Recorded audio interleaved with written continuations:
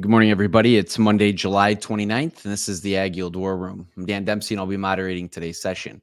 As always, if you've got any questions or comments, please feel free to drop us a line in the chat area, and we'll be sure to get to it during the show. Overnight markets here had December corn down 4 1/4 at 405 3/4. November soybeans were down 21 1/4 at 1027 1/4. And December Chicago wheat was down 6 1/2 at 542. Good morning, guys. Hope everybody had a good weekend. Looking at the overnight markets and the radar here this morning, it kind of looks like we're trading a pretty good system rolling through the whole state of Illinois. I know Friday afternoon they took away some of the heat, moved it a little bit more west. So it looks like soybeans particularly are trading this new weather pattern. So Dustin, maybe a few thoughts here as we start the week, and we'll kick it around the room. Yeah, thanks, Dan. Yeah, like you said, weather pattern, just a little bit of a disagreement between the two models there. So the GFS has actually been pretty good at predicting weather compared to the Euro this summer, which is not common. We heard that from Jan, one of our partners here at Crop Profit. And it appears that that's the drier forecast. GFS for the next 2 weeks is calling for warmer and drier temps than the Euro.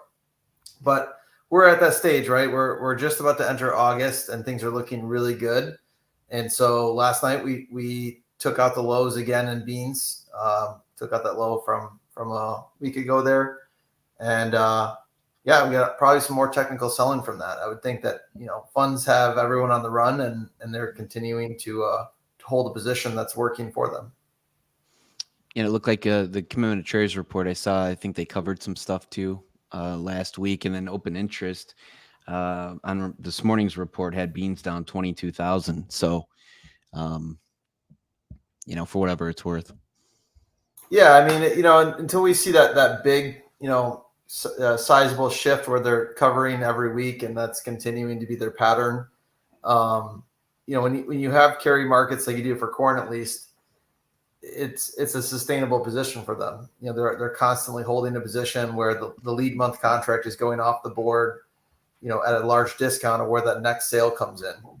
So it's not to say that it is a liability to the market. If there's something that actually requires them to exit that position, week over week consistently in large quantities, it's an explosive situation. But when we've had near perfect weather this summer, there's been nothing to get them out, at this time. So unfortunately, it's kind of the same story, and we're losing time for that catalyst to happen this year. I mean, obviously there's always something that can happen geopolitically or in the energy markets or in the currency markets.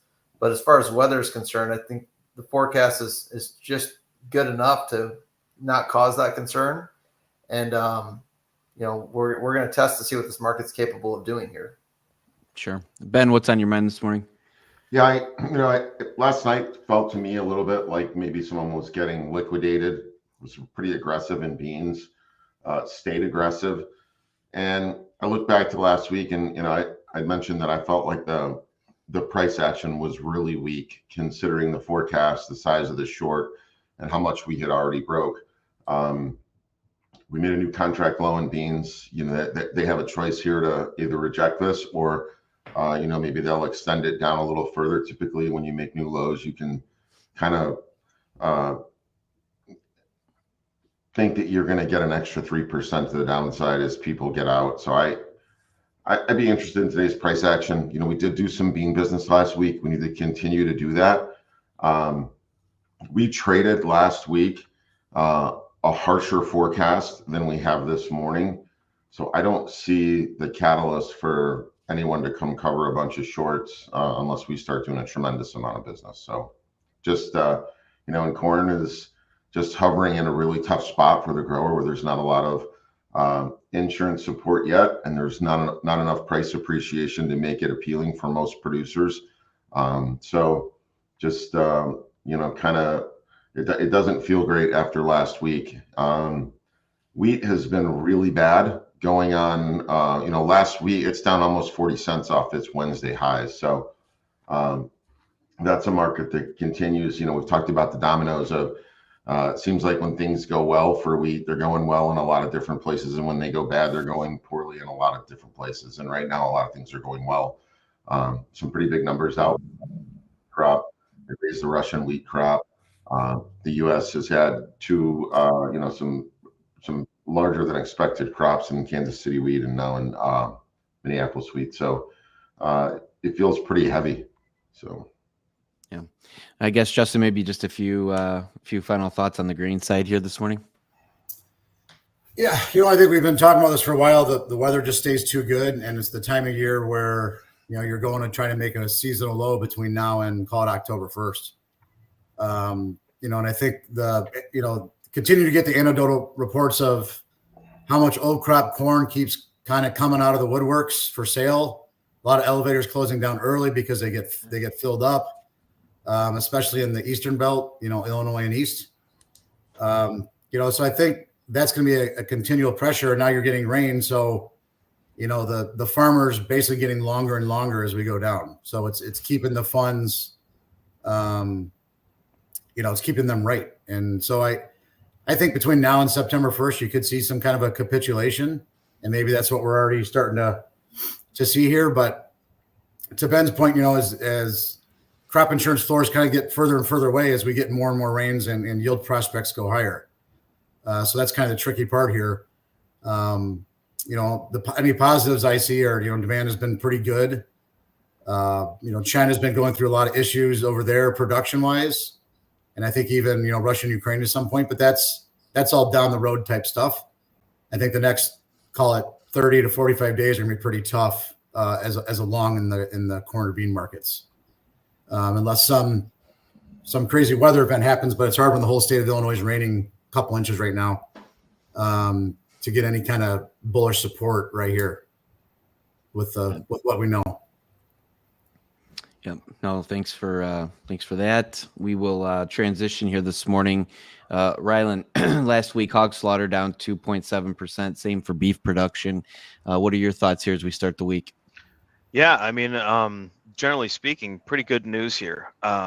Just kind of coming into last week, I think everybody was like, oh man, this cash is going to be a lot lower. We saw some early initial sales prices cash-wise that were just kind of lower in general from the previous week, but Packers ended up paying up to a large degree. We were like $2 higher in most areas once it was all said and done. So that was definitely a surprise to the market here. I mean, we're seeing those production levels start to ramp up right now. So it does feel like we've got some real underlying demand just for the time being. So we're seeing Packers not back off the buy at all. And a lot of the times we see this, I think just, you look at beef prices, you look where they are, you look at historicals, and it feels like any day the bottom could fall out of this thing, but there seems to be a lot of support right now, just all things considered. So it could be a supply situation, but it does feel like we're still kind of moving things around on the at least wholesale staying up really good. The B50s new high for the move at almost $1.50. So like that's a big hold up here right now.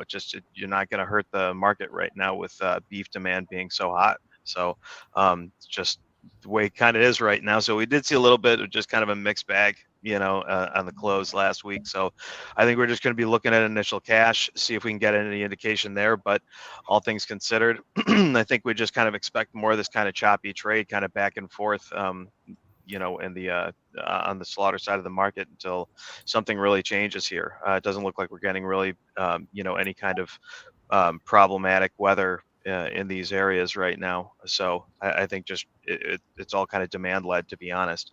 On the hog side of things, we finally saw some short covering just to kind of confirm the move that we've been seeing lately. Carcass has been kind of leading the charge here. We're back up to 105. It's down a little bit here on Friday. Same with cash. Started to go a little bit lower, so it feels like may get a little bit of caution early in the week. But the meats have been very strong this past week. Funds covered quite a bit, but they're still short another 4,000 contracts here. So overall, it just kind of feels like you kind of go either way. They're carrying a very small position. There doesn't seem to be a big spec opinion right now in the hog market, just because it feels like nobody wants to get caught. So we'll see how it shapes up. Not too much news though going into the first part of this week here, Dan. All right, very good. Appreciate that. One thing to note, we will have crop conditions out here this afternoon, 3 o'clock Central Time. We'll talk about that in the evening commentaries and then certainly visit about it tomorrow in the War Room. And then also, if you love the show as much as we do, give us a like and subscribe. Helps us out tremendously.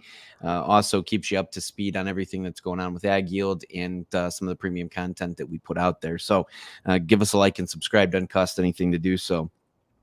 Every morning that the markets are open, we're streaming live on X, Facebook Live, and YouTube Live, 8:15 Central Time.